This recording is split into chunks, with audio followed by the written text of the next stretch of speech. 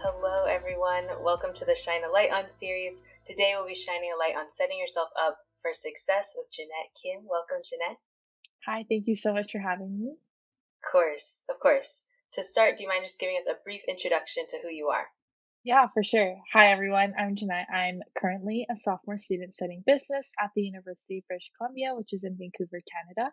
And I found Opal and the Shine Your Light podcast through LinkedIn, which I've been pretty active on, trying to become a LinkedIn influencer. And it's been truly such a transformative journey for me. I've been learning so much and being inspired by so many great people on the platform. And I hope whatever I can share today will be of value to anyone who's listening, because I think setting yourself up for success is something that's relevant for whether it's setting yourself up for a job or whether that's building good mental health or building good relationships. I think it's super relevant, so super excited to share my insights today. Yes.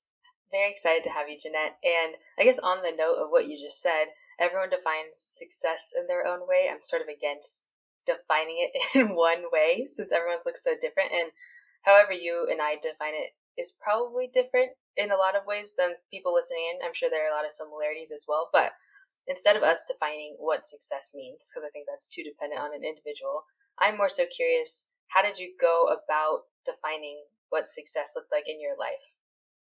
Yeah, I feel like personally for me, I'm really goal driven. There's a lot of things that I always want to be striving for, and somewhat I started kind of defining success in my own terms as being able to achieve those goals that I set up for myself. But I found that a lot of my happiness and a lot of how I feel would be dependent on whether I've achieved those goals or not. So I found that defining success in terms of achieving those goals or hitting those metrics isn't the best way to go about it, at least for me personally. I'm sure it's different for everybody else.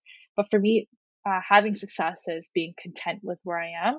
So it's not necessarily like feeling really, really happy or feeling really, really sad, because I think those are spectrums and you can't always aim to be happy, because the moment you're not happy, you're just not going to feel successful. So being content with where you are and just being like, you know what, like even if I didn't have a great day or even if I didn't achieve that goal, I'm content because I tried my best. And I think that to me is what success is, because you're never going to be at a state of being super super happy or being able to achieve everything that you set yourself out for, but being content and just knowing that you tried your best and you know knowing that you went as far as you could, I think is what success is. That's a lovely definition. I love that. And I almost feel like by putting yourself in that mindset and almost staying away from being overjoyed at all times, first of all, you avoid toxic positivity, which is a good thing. But also, if you fail, it seems like a softer fall if you are just content rather than everything is like perfect and fine. What are your thoughts on Yeah, that? 100%. Because, like, lately on LinkedIn, I've been really trying to use my platform to, let people know that it's okay to be sad if you fail, and it's also okay to celebrate your successes. So there's this one post that I wrote about rejection and how, I'm gonna let myself be sad about it for a day or a couple of days, but I'm gonna move on. And I think if I define success as being able to get this job and being able to get past that interview, like I would have been really heartbroken and really sad about the whole job search process, probably would have given up. I'm sure that's not the case for everybody, but for me, like at some point, like in my job search at least, I felt like I had to achieve this, otherwise I would be a failure. But being able to be okay with being sad and letting go of, I guess, that toxic positivity that a lot of people talk about, like, rejection is redirection, like it's okay, like failures are nothing. I think it's totally okay to be human and to be vulnerable and to understand, what, even if I did go for these goals, like it's okay to be upset about it, but what's important is building resilience and building that matter of being able to get up quickly and like moving on and learning from your past, I guess, like mistakes or things that have happened in your past experiences. So definitely agree with you there. Okay. Well, I love this perspective you're bringing, but I do want to circle back to your first part of the answer about goals, because it sounds like sort of by you're not limited by the goals that you set for yourself. And one of the questions that came to mind for you is, are achieving goals and success related? And it sounds like no from your perspective, but are setting goals and success related to you at all? That's a really great question. For me, like I said before, I'm very goal oriented. I've always kind of set these goals for myself, and that's just how I feel happy. If I don't set goals for myself, I feel like there's nothing that I'm moving towards, and there's nothing that I'm looking forward to. So I would say, like for me, setting goals isn't a matter of I need to achieve all of these goals. I just need a general direction and where I want to go and something that pushes me forward. And to me, like, just that momentum of moving forward is like something that I define as success. Because I think, when you go through moments of hardship and you go through periods of difficulty, it's totally okay to sometimes be stagnant and it's okay to, be upset. But that momentum of moving forward, I think, is what I'm really like proud of myself for doing because, rejections happen, like challenges happen, adversity happens, but that that momentum, that pushing forward is something that I really want to encourage for everybody and something that you should be totally proud of yourself for, even like awareness or being able to move forward from those like difficulties is what I think is super important. Yes. Yes. I agree with all of these things. And I actually love this idea of pointing yourself in the right direction rather than defining like the steps up a staircase, essentially. I mean, you might get the same job done at the end of the day by doing either, but probably less disappointment if you just point yourself in the direction rather than, you have to do X to succeed and then Y and then Z after that. So I really love this. I love this. And I guess tying it back to life in general, as long as your direction points in a way that aligns with your mission, to yourself, in your life, or your values, then I'm assuming contentedness will always come with that. So I love this. Love this idea.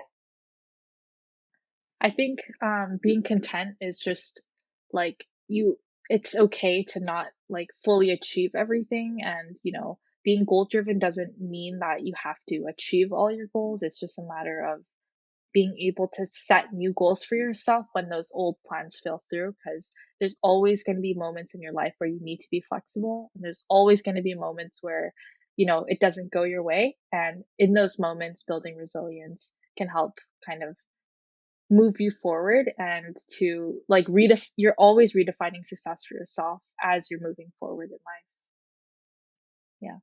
Lots of wisdom coming from your direction, friend. Thank you for sharing that. I do. I mean, we could talk about this all day, I think, but I want to move on to the meaty part of this conversation, which are some actionable tips related to the theme of the episode. So, how can someone set themselves up for success? Or, in other words, how can people go about achieving the goals that they set out for themselves? I would say there's like two really, really important aspects of setting yourself up for success. And the first one would be building resilience, which I mentioned before. But like resilience, I think is the most important thing because, you know, like I said, you're not gonna be able to achieve everything on your bucket list. You're not gonna be able to get every single thing that you set yourself up for. But it's just a matter of being able to learn from those experiences and moving on that I think sets makes someone successful and building that resilience is super, super key.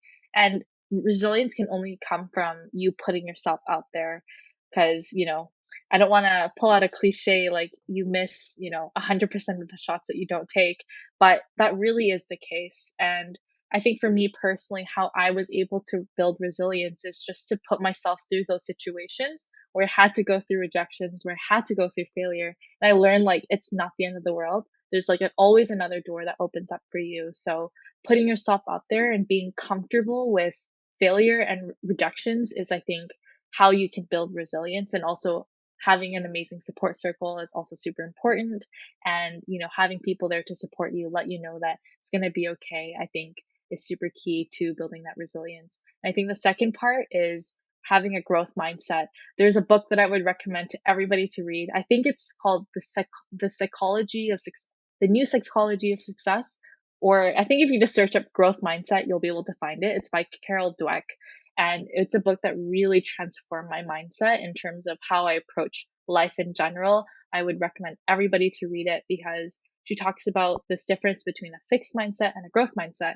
And a growth mindset is someone who's comfortable with dealing with challenges and failure and being able to move on. Again, tying into those themes of resilience, but having a growth mindset, I think, is super key in order to be successful, not just in your job search or in your school life or in your academics, but also with your relationships and how you approach like things that happen in your personal life as well. Being able to be open to other people's opinions, being able to move on and grow from, things that you learn from sources that you wouldn't really normally expect from, I think is something that has really, really helped me with my relationships and also just with COVID and with all the challenges that the virtual year has brought on. So just to reiterate these points, resilience and having a growth mindset.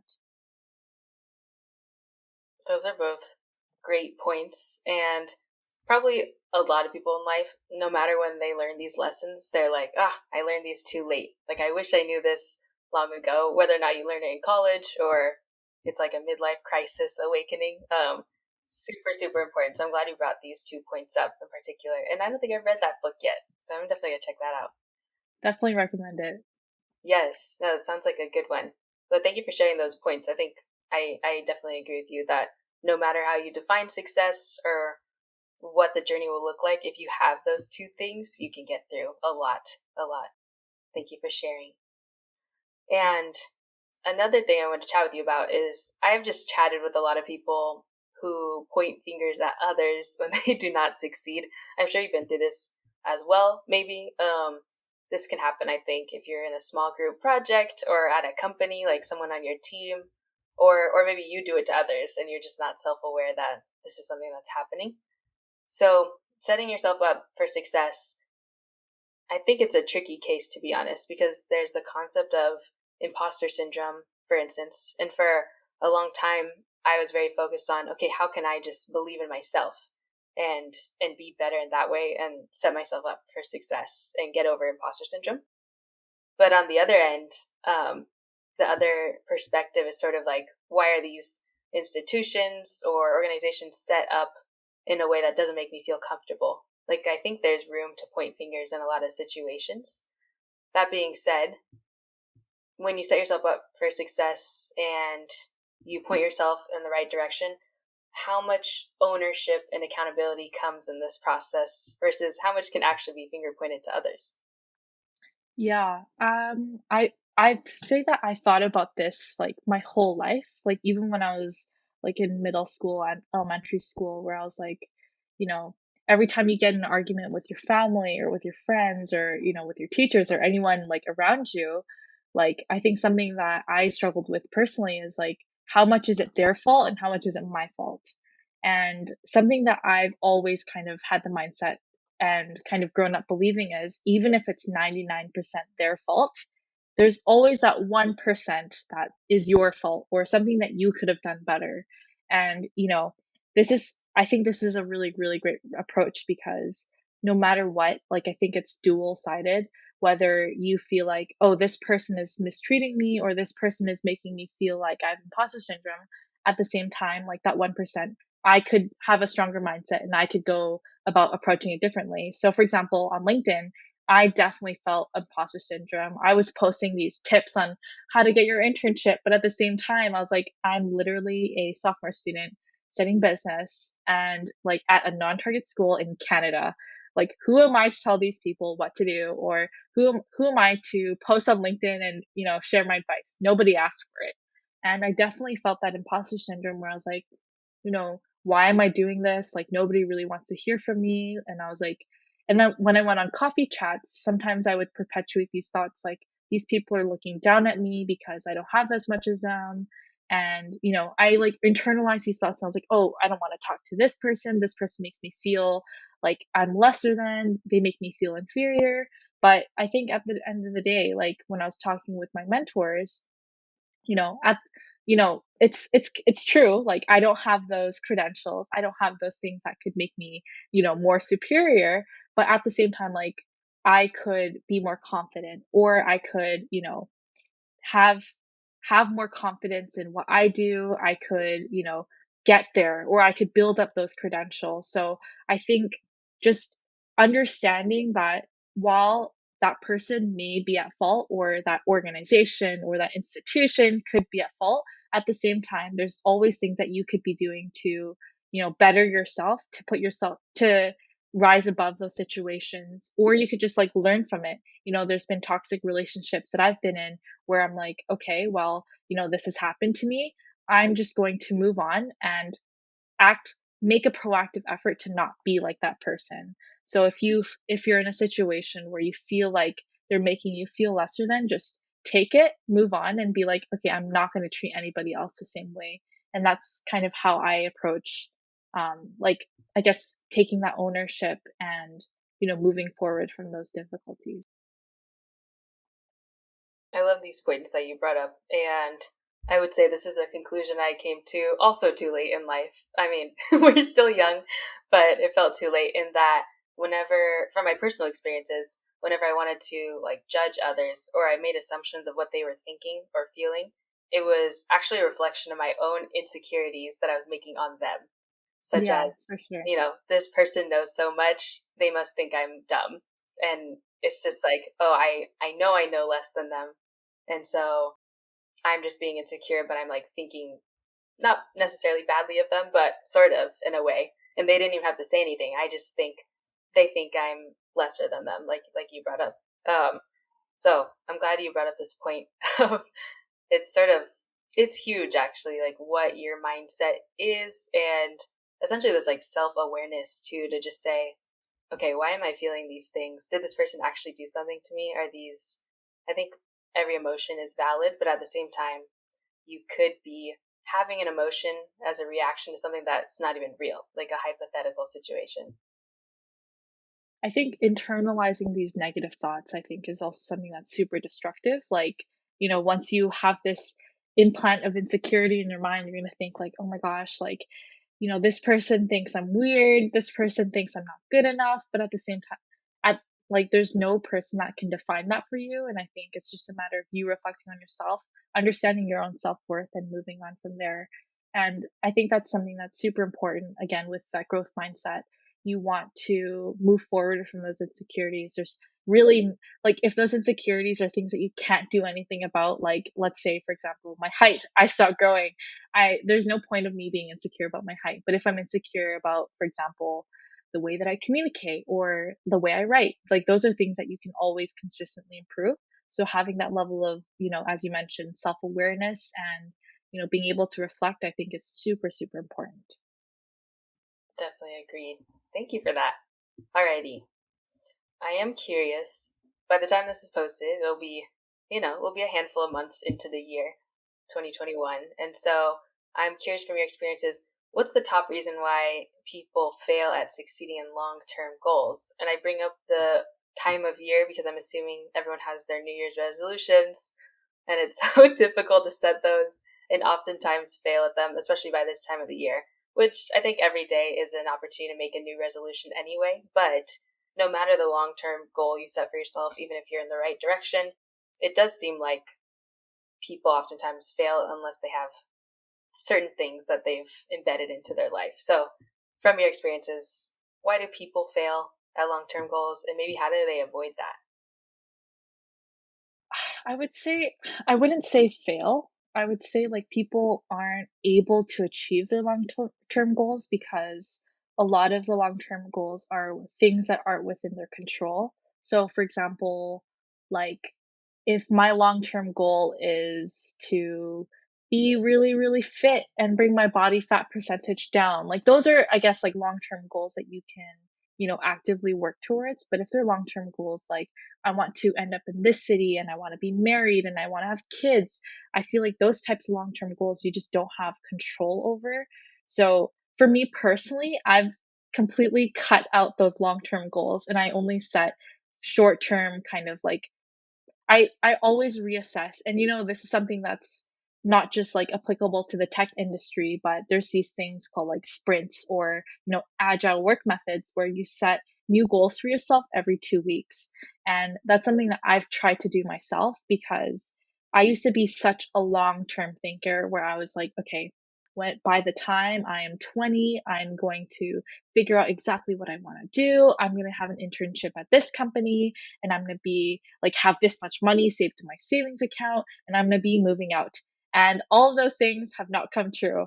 Um and being able like setting those long-term goals and thinking I need to do this in order to get this, I think was really kind of foolish from me because there's so many variables that go in the way. Your mindset could change. And I think only being like pigeonholed into this one mindset could be actually very destructive. It could close you out from so many different cool opportunities that could come your way that could shape the person that you are. So I would say with long-term goals such as like bettering yourself or, you know, like I don't know, achieving this type of grade, I think those are goals that you should set for yourself, but also keep in mind there's so many variables that you don't know could happen and there's so many things that aren't within your control. So try to set those goals that are within your control that you can actively work towards or just set those like short-term goals for yourself and constantly reassess what is best for me and like what I can do and things that are realistic that you can actually achieve. Yes, definitely. No, thank you for that distinction between long and short term goals. I agree that at times I think especially women too have sort of these predefined like milestones in their life. And it's like how will you know? Like a year ago I didn't think I would be where I am today. So how will you know where you'll be 10 years from now? It's tricky though sometimes I think when employers ask you even as an entry level person. Sometimes mentors at companies or mentors in general will just be like, "What is your 5 year plan or your 10 year plan?" And it's Yeah. like, I am I don't know what I'm eating for dinner tomorrow, so I literally could not tell you. So I think it gets a little bit tricky, but away from long term goals for a second, I know you just mentioned you focus on short term goals, which I think makes so much sense. What do you do to stay on track? Like, what keeps you motivated? Because this is an issue I think a lot of people have where they'll stray away and then they'll come back and they'll stray away even further. And then eventually they're just sort of off the path that they were initially setting for. I think it's just a matter of constantly reevaluating what's best for you. So I think at times there are circumstances where it's better to stray away from those short-term goals. So for example, there was a moment where I really want to grow a lot on Clubhouse, this new platform. And, I was super obsessed with it. I was like, okay, we're going to hit this goal and we're going to hit this many followers and we're going to like, do this. And it was like really taking a toll on my mental health. And although I set those goals for myself, I was like, it was draining me out. And I feel like it just wasn't really worth the amount of time that I was putting in. And that was a short term goal that I strayed away from, that I'm totally okay and comfortable with straying away from now that it's been a couple months. So I think it's totally okay to sometimes stray away, but the short term goals that are really important to you that you feel like are very important is, I think, like setting yourself up with a community of support, I think is super important. So, when I was looking for my first internship, it was a very stressful time for me, but I knew that this was something that I wanted to do, something that I felt like I had to do. So, everyone that I talked to, my close friends, they all knew that I was kind of in this job hunt. So, they left me alone for a couple of weeks. And when I canceled on them, they were totally okay with it. They were like, you know what, Jeanette, you focus on what you need to focus on. And in those moments, I felt super, super grateful for the friends and the family that I'd surrounded myself with because they were so supportive. When, I had my rejections, I had like 10, 15 people calling me, asking me if I was okay. And I was like, you know what, guys, thank you so much for your support. Even if I didn't get it, I know like I want to work even harder to, you know, thank you guys. And I also want to like prove to you guys that I can do this and thank you for your support. So I think setting those short term goals, like obviously, setting realistic measures for yourself, knowing that you can't get there in a day, and setting yourself up with an amazing support circle is something that was really crucial and helpful for me that I would recommend to everybody else. Awesome. Thank you, Jeanette. We're at the last question I always ask. Do you have any last words of wisdom? And in your case, for anyone who's looking for their path to success? I would say, we've talked a lot about goal setting. We've talked a lot about like setting yourself up, but also at the same time, I hope like everybody remembers that you can't always make the right decisions and you can't always know exactly what's going to happen. So something that I've kind of learned for myself is whatever decision that you make today is the best decision given the information that you currently have. And for me personally, I'm a really big overthinker and I think about everything that could possibly go wrong. But that kind of mindset or that, idea has really, really helped me in terms of being okay with making mistakes and being okay with failures because ultimately you never knew that was going to happen, and it's okay to have those stumbles because you eventually like find that right opportunity that will kind of define success for you. So I hope everybody remembers like it's okay to have those bumps and those blips because at the end of the day you're going to be fine. So yeah, that's my last kind of advice or tip that I would give out. Awesome. Thank you. I'm a fellow overthinker, so I appreciate these words as well. But thank you for joining us, Janette. It was great chatting with you, and we appreciate having you on the show. Thank you so Yeah, thank you much. so much for having me. Of course. And to anyone tuning in, thank you for joining us. As always, at Opal, we shine brighter together, and we'll see you next time.